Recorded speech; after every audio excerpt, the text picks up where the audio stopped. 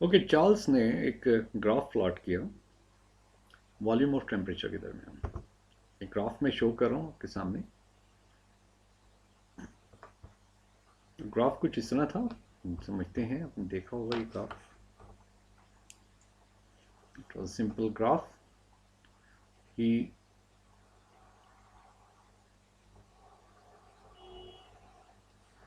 ये टेम्परेचर है और ये टेम्परेचर सेल्सियस में था और यहाँ पर वॉल्यूम उसने ले लिया। वॉल्यूम वैसे इंक्रीज हो रहा है और टेम्परेचर ऐसे। चार्ल्स ने बहुत सी गैसेस के लिए उसको टेम्परेचर को डिक्रीज किया, उनका वो टेम्परेचर कम करता गया। उसने ये ऑब्ज़र्व किया कि गैसेस का जब टेम्परेचर कम करते हैं तो उनका वॉल्यूम कम होता जाता है। उसने फिर इसी ग्राफ को आगे मज़ीद बढ़ा दिया और उसने ये ऑब्ज़र्व किया कि ज़्यादातर गैसेस जितनी भी उसने एक्सपेरिमेंटली यूज़ की थी, उनके टेम्परेचर को जब वो कम करता है तो एक स्ट्रेट लाइन मिलती है, टेम्परेचर वर्सेस वॉल्यूम। टेम्परेचर कम करता जा रहा है, वॉल्यूम जो है वो भी कम होता जा रहा है। अगर आप देख सकते हैं, देखिए सिंपल सा रिलेशन बन जाएगा। ये आपके सामने वॉल्यूम है और इसके अगेंस्ट ये टेम्परेचर। टेम्परेचर कम कर दिया, वॉल्यूम कम हो गया। ये टेम्परेचर कम करता जा रहा है, वॉल्यूम कम होता जा रहा है। राइट। तो उसने एक अपने तौर पे एक स्टेटमेंट बना ली कि टेम्परेचर कम करते जाएंगे तो वॉल्यूम मज़ीद कम होगा और एक वक्त आएगा कि ये वॉल्यूम कम होते होते, यानी इस टेम्परेचर पर पहुँच के -273.15 डिग्री सी टेम्परेचर पर पहुँच के गैसेस का जो वॉल्यूम हो जाएगा वो तकरीबन ज़ीरो हो जाएगा। राइट। इस स्टेटमेंट को लेकर, स्टेटमेंट को जस्टिफाई करना था कि ये क्या वाकई ऐसा होता है। लेकिन देखा जाए तो it is against the law of conservation of matter. देखा जाए तो ये स्टेटमेंट अगर देखी जाए तो it is against law of conservation, it is against law of conservation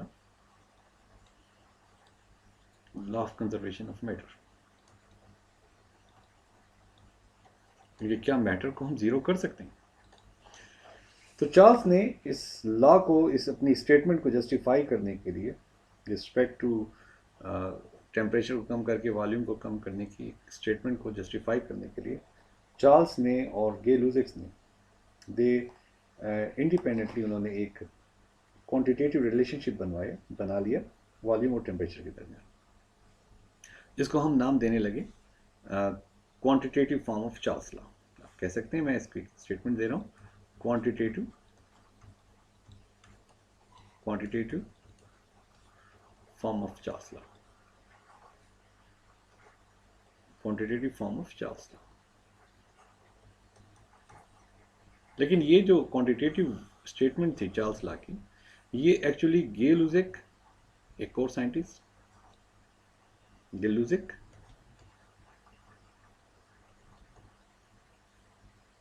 और जैकस चार्ल्स ने इंडिपेंडेंटली एक दे discussed the relationship discuss the relationship between volume and temperature of a gas, of a fixed mass of a gas, and fixed mass of a gas, and stated that equal volume changes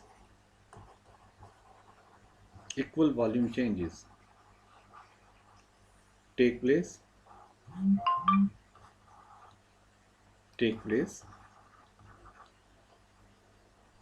for equal change in temperature, for equal change in temperature, कह सकते हैं कि for equal change in temperature,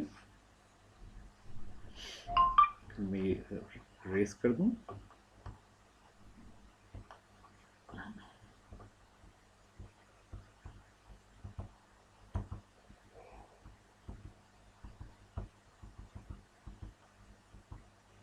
for equal change in temperature.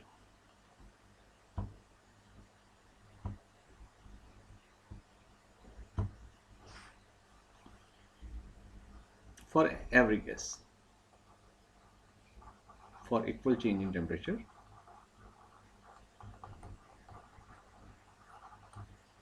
for of every gas. State that equal volume changes take place for equal change in temperature for every gas. तो ये उनकी ख्याल था कि जितनी भी गैसेज हैं उनका टेम्परेचर अगर हम इक्वली चेंज करेंगे, ज़्यादा करेंगे या कम करेंगे, उनका वॉल्यूम इक्वली ज़्यादा होगा, इक्वली कम होगा, जो कि एक बिल्कुल ही अजीब सी बात है। हर गैस की अपनी नेचर होती है। कुछ गैसेस के मालिक्यूल्स के दरमियान इंटर मालिक्यूल फोर्स स्ट्रांग होती है, कुछ की वीक होती है, लेकिन वैसे हम बात कर रहे हैं अगर आइडियल गैसेस की, तो आइडियल गैसेस में तो इंटर मालिक्यूल फोर्सेस नो या नेग्लिजिबल होती हैं। सो दोनों ने मिलकर एक क्वांटिटेटिव स्टेटमेंट बनाई जिसको हम quantitative form of Charles law भी कहते हैं। दैट इज, हम कह सकते हैं कि वो क्वांटिटेटिव स्टेटमेंट क्या है। वो क्वांटिटेटिव स्टेटमेंट चार्ल्स लॉ की जो है मैं यहाँ मेंशन कर देता हूँ।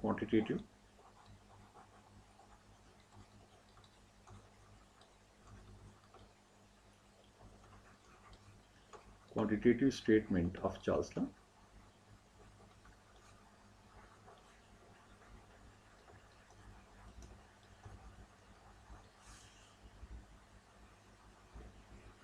और वो स्टेटमेंट क्या है, देखिए मैं यहाँ लिख रहा हूँ। For every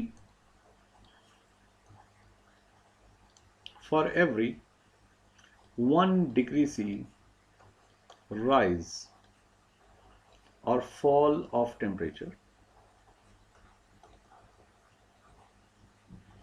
for every 1 degree C rise or fall of temperature of a gas, of a given amount of a gas, मैं ब्रैकेट में ज़रूर लिख लेता हूँ, fix mass,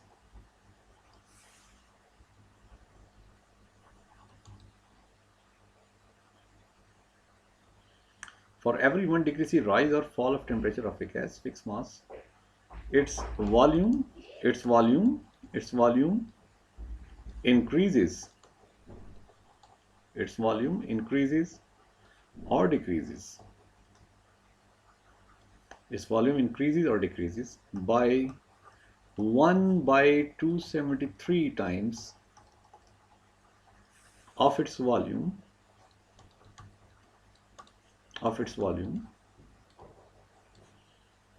at 0 degree C. मैं समझाता हूँ आपको ये बात, लेकिन इस बात समझ लें कि जब राइज होगा टेम्परेचर 1 डिग्री सी राइज होगा तो डेफिनेटली वॉल्यूम इंक्रीज होगा, और जब 1 डिग्री सी फॉल होगा तो वॉल्यूम डिक्रीज होगा, लेकिन कितना 1/273 दोनों केसेस में। इसको मैं डायग्रामेटिकली आपको समझाता हूँ। सपोज टू से मैं ये इसको इस तरीके से लिख लेता हूँ कि मेरे पास ये एक सपोज एक गैस सिलेंडर है, ये एक गैस सिलेंडर है, आप देखिए ये मेरे पास एक गैस सिलेंडर है, और इस गैस सिलेंडर में फर्ज किया ये इसका वॉल्यूम है इस गैस का, इसमें कोई गैस है,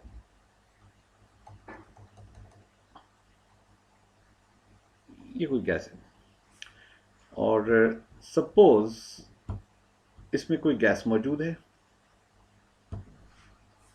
दिस वन, इसमें कोई गैस मौजूद है, और इस गैस का जो वॉल्यूम है वो इस वक्त है, ये वॉल्यूम है इसका, दैट इज VO, इसका वॉल्यूम है, और टेम्परेचर इसका फर्ज किया 0 डिग्री सी। हम इस गैस का टेम्परेचर ज्यादा कर देते हैं 1 डिग्री सी।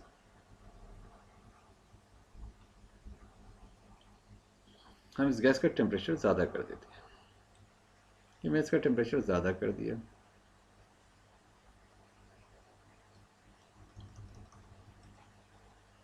अब क्या हुआ, यकीनन जब आपने टेम्परेचर ज़्यादा किया तो गैस का वॉल्यूम इंक्रीज हो गया। गैस तो वही है, मैं ये कह सकता हूँ कि यहाँ पर जो गैस मौजूद थी ये कोई कोई गैस थी जिसका 1 मोल था, 1 मोल एक गैस है, कोई भी गैस है, लेकिन ये आइडियल गैस है, और ये अभी भी ये 1 मोल ही है, सॉरी अभी भी ये 1 मोल ही है, अभी भी 1 मोल, वही 1 मोल गैस अभी भी मौजूद है। लेकिन अब टेम्परेचर जो हो गया है, टेम्परेचर अब ज़्यादा हो गया। टेम्परेचर कितना हो गया? टेम्परेचर हो गया लेट से 1 डिग्री सी हो गया। वॉल्यूम देखिए कितना हो गया, वॉल्यूम आप चेक कीजिएगा, यहां से पहले इसका वॉल्यूम यहां से था, ये वॉल्यूम कितना था इसका, ये VO था, वॉल्यूम एट 0 डिग्री सी।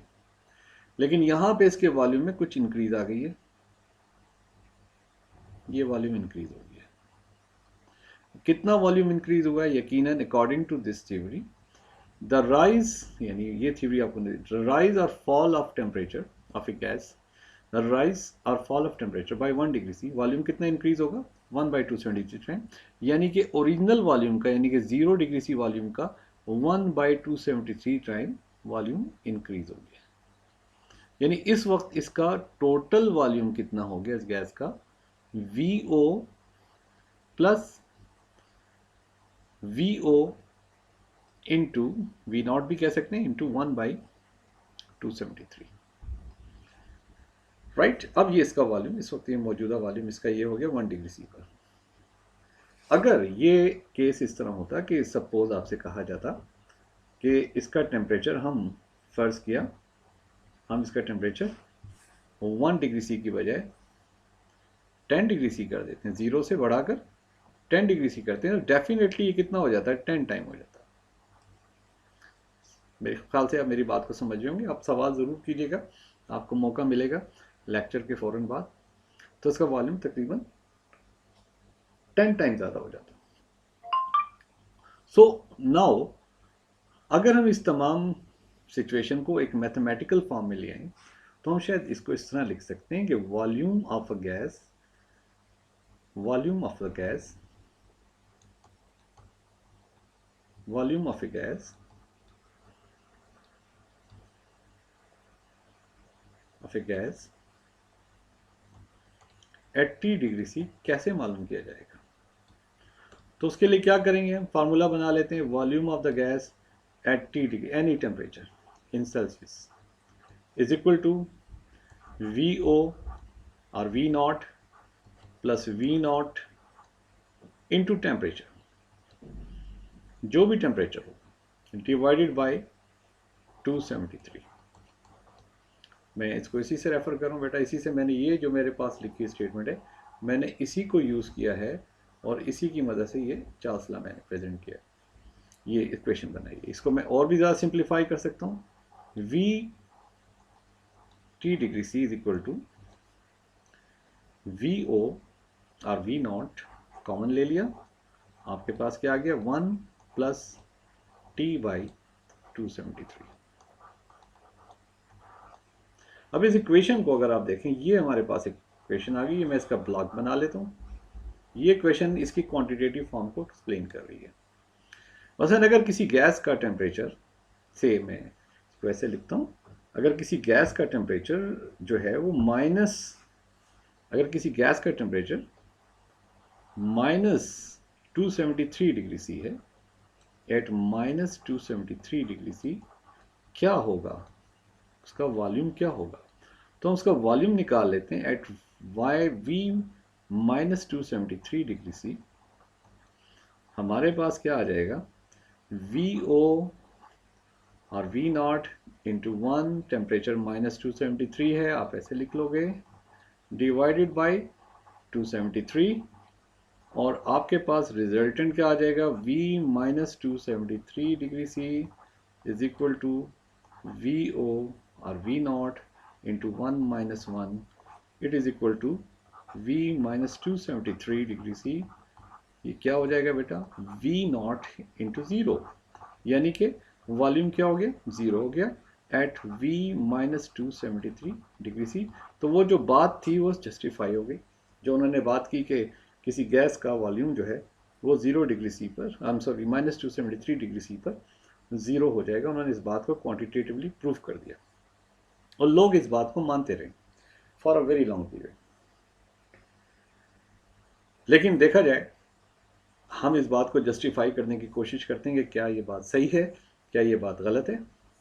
अब कैसे जस्टिफाई करते हैं इस बात को, देखिए।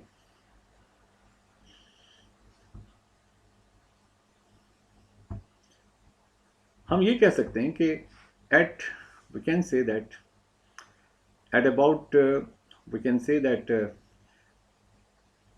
इस बात को जस्टिफाई करते हैं दैट सो देयरफॉर हम ये कह सकते हैं therefore volume of the gas, volume of a gas becomes zero at -273 degree C. और इसी को कहा जाने लगा एब्सोलूट जीरो, इसी को एब्सोलूट जीरो भी कहा जाने लगा। राइट, इसकी जस्टिफिकेशन हम ऐसे कर लेते हैं, इसकी जस्टिफिकेशन हम कहते हैं कि at -273 degree C all the gases are converted into liquid or solid state,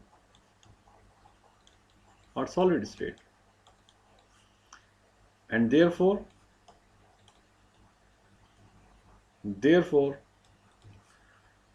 below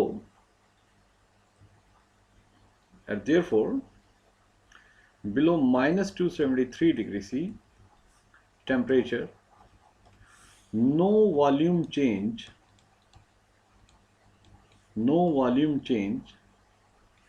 is possible. No volume change is possible. Later on एक साइंटिस्ट थे कैल्विन, लॉर्ड कैल्विन ने ये एज्यूम किया, लॉर्ड कैल्विन ही presented Kelvin scale temperature,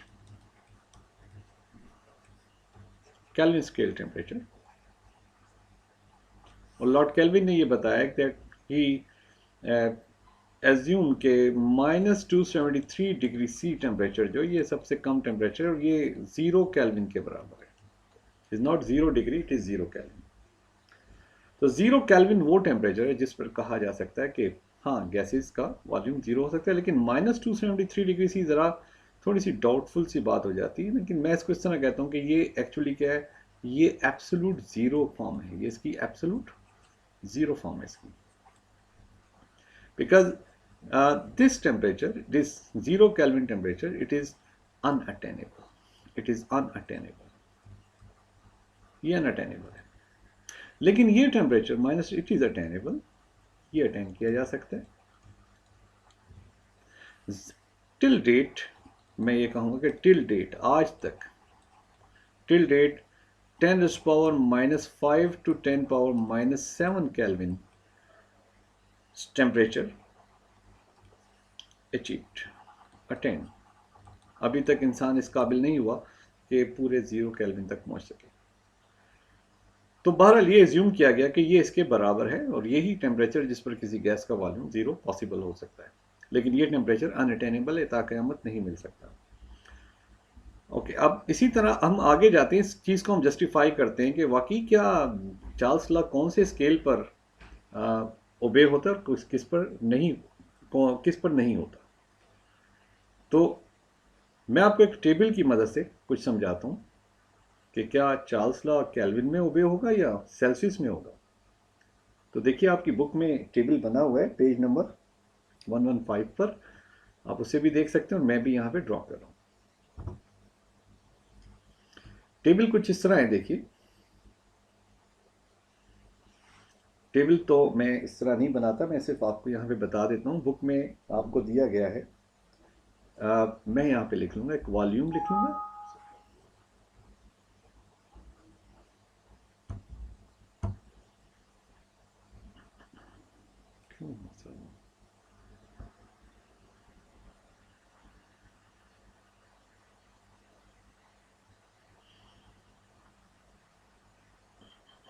okay okay, यहाँ पे मैं एक टेबल बनाता हूँ। आप देखिए टेबल कुछ इस तरह हो जाएगा।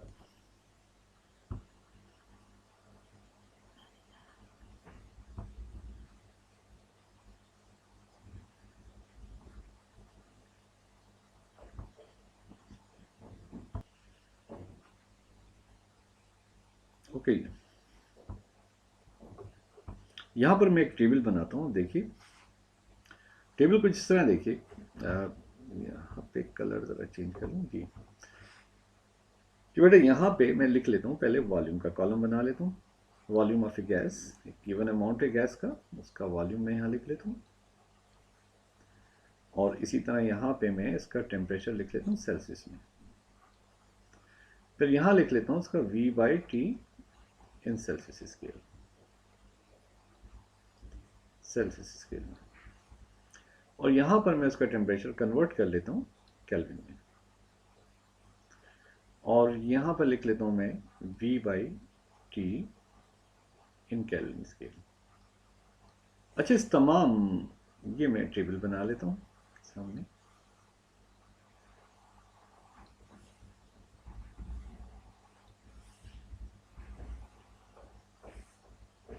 यहाँ पे मैं एक टेबल बना लेता हूँ सामने।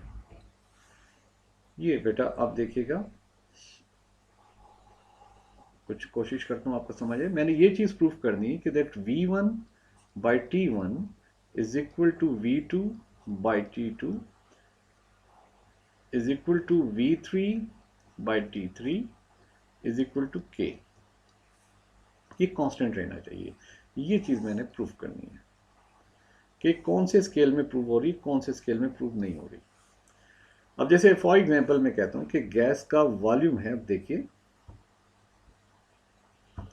गैस का वॉल्यूम मैं पहले लिख लेता हूँ 1092 वॉल्यूम है इसका, 1092 cm3 वॉल्यूम है। और टेम्परेचर जो आ रहा है ये है 273 डिग्री सी। और इसका वॉल्यूम हो जाता है, अगर V/T हम इसका निकालते हैं, हम ये निकालते हैं, तो वॉल्यूम हमारे पास है 1092 डिवाइडेड बाई 273। तो मेरे पास जो आंसर आ जाता है वो तकरीबन 4 के करीब आ जाता है। और जब मैं केल्विन में बदलना चाहता हूँ, फिर केल्विन में बदलने के लिए इसी टेम्परेचर को मैं कैसे करूँगा, केल्विन में बदलना चाहता हूँ। देखिए कैसे करूँगा मैं ये करूँगा कि मैं सेल्सियस में, अगर सेल्सियस स्केल टेम्परेचर में मैं अगर 273 ऐड कर दूँ तो क्या बन जाता है, मेरे पास केल्विन स्केल आ जाता है। I will get kelvin scale. सही। तो मैं क्या करता हूँ, अब इसको टेम्परेचर को मैं केल्विन में ले आता हूँ। मैं इस टेम्परेचर को केल्विन में लाता हूँ। देखिए कैसे होगा ये मैं केल्विन में लिख लेता हूँ। ये हो जाएगा 273 plus 273, it will become 546 kelvin. यही टेम्परेचर मैंने केल्विन में लिख लिया है। सही। अब मैं V/T दोबारा निकालता हूँ। वॉल्यूम इसका है 1092 और V/T और टेम्परेचर है इस गैस का इस वक्त 546 केल्विन में। मेरे पास आंसर 2 आ जाता है। सिमिलरली मैं अब नेक्स्ट स्टेप में करता हूँ, इसके बाद करता हूँ। इसके बाद देखिएगा एक और टेम्परेचर ले लेते हैं। फर्ज किया मैं यहाँ पे टेम्परेचर ले लेता हूँ 100 डिग्री सी। 100 डिग्री सी पर इसका वॉल्यूम हो जाता है इसी गैस का 746। ये हम कोई सैंपल गैस ले रहे हैं। आपको पता है वॉल्यूम का यूनिट क्यूबिक सेंटीमीटर भी है, डेसीमीटर क्यूब भी है, क्यूबिक डेसीमीटर भी है। तो यहाँ पर आपके पास आ जाता है 746 divided by the temperature in Celsius.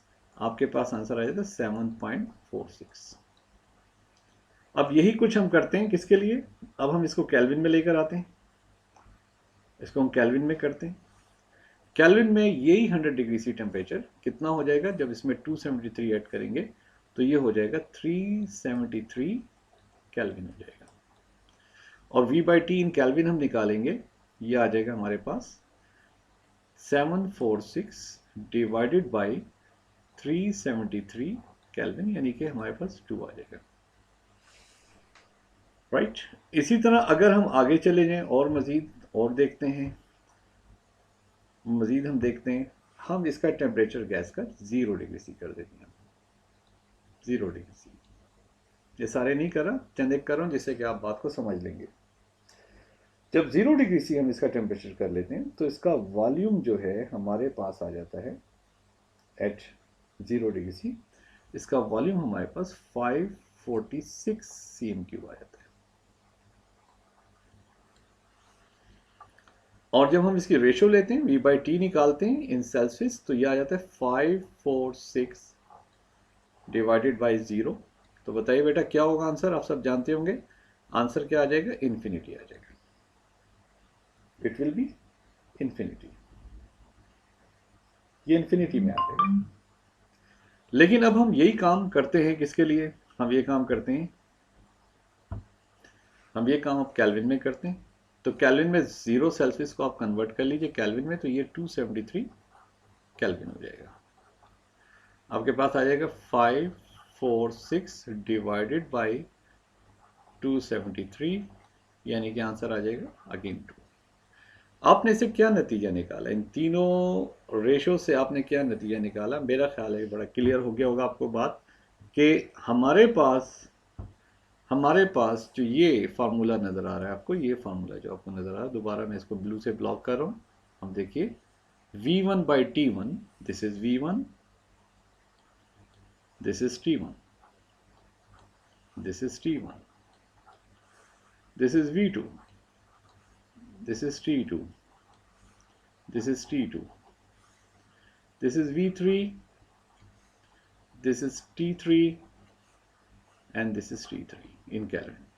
तो बेटा ये इक्वेशन जो नज़र आ रही है, जो चार्ल्स लॉ की इक्वेशन है, वो हम कहाँ पे ओबे कर रहे हैं, वो हम केल्विन स्केल में यानी कि एब्सोल्यूट स्केल में ओबे कर रहे हैं। और मैंने आपको भी थोड़ी देर पहले बताया था कि यहाँ पर मैंने आपको बताया था कि ये जो आपको टेम्परेचर नज़र आ रहा है, ये 0 केल्विन टेम्परेचर, इसी के ऊपर चार्ल्स लॉ ओबे हो सकता है, इसलिए इसको हम एब्सोल्यूट ज़ीरो भी कहते हैं। इस टेम्परेचर को हम एब्सोल्यूट स्केल भी कहते हैं, क्योंकि इस पे एब्सोल्यूट स्केल में एब्सोल्यूट ज़ीरो भी हमें मिल सकता है। तो जबकि सेल्सियस स्केल में चार्ल्स लॉ ओबे नहीं होता, वो तो चार्ल्स ने अपना एक क्वांटिटेटिव फॉर्म बनाया था जिससे कि उसने इसको ओबे करवाया। So that is all about the Charles law.